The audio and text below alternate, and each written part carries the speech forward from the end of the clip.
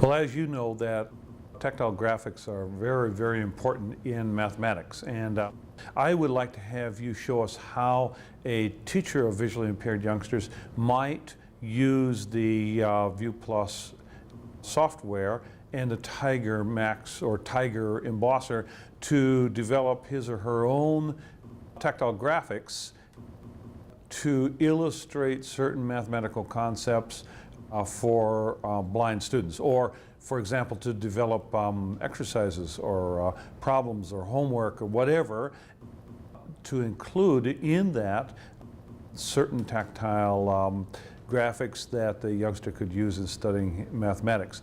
And I'd like to have you show us how you would, the steps you'd go through to develop a rectangle, for example. We'll make this very, very simple. And if you would just do that for us, please. Sure. So I'm just going to use Microsoft Word. The program to draw in really isn't crucial to our printer. It's whatever the TVI feels comfortable with or has on their computer, which these days most people have Word, so it's a good kind of common program to talk about.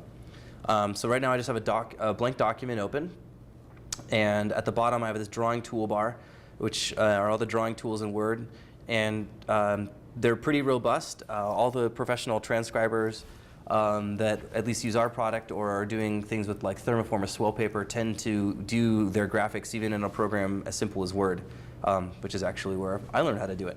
So the rectangle tool is one of these drawing tool buttons down here on the toolbar. The oval is there, so I could also be doing circles.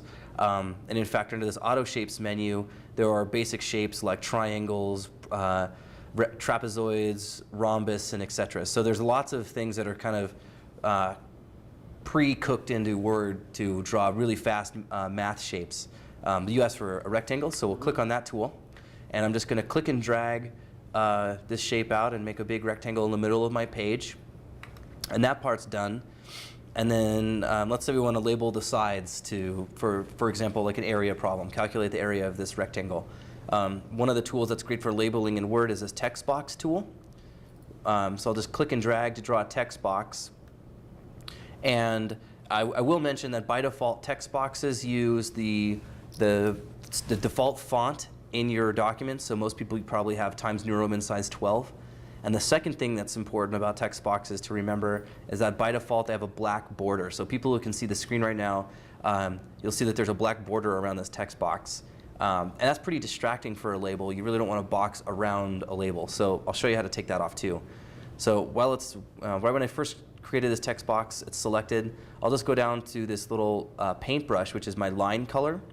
And right now my line for this text box is black, and I'll just click the No Line button. And now I have a nice plain text box. And when I click inside, I'm going to just change my font size to 29, just like I change my font size anywhere else in my document.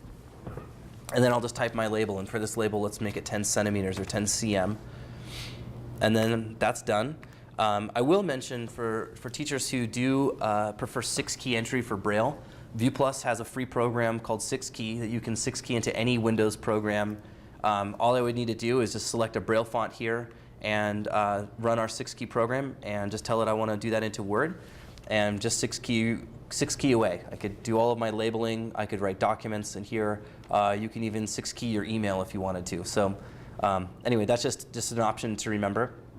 For folks who don't know Braille, we also can translate this, and that's how I'll show this. I'll label the other side of the rectangle so we can calculate area, and since it's a little shorter, we'll make this one 6 centimeters. So I'm just going to change that 10 to what I did, Galen, just so you can follow along. I copied and pasted another one of that same text box. So instead of reformatting one over and over again, I can just copy and paste this and then just click in there and change the text inside. Saves a few steps. So I'll run our translator just to translate these. And this is a literary translator, so folks doing math, you'd probably want to hand key some Nemeth in there. And anyway, there's my rectangle. If I wanted to drop another text box in, I could do that to label this problem number 1. And again, make sure my line is turned off. I didn't copy and paste this one. And I changed my font size larger, and the reason I did that is so I know my text box is big enough for my label. That's a crucial part of the process. So there, now I have a label for number 1, and I can go ahead and just print this off on my Tiger.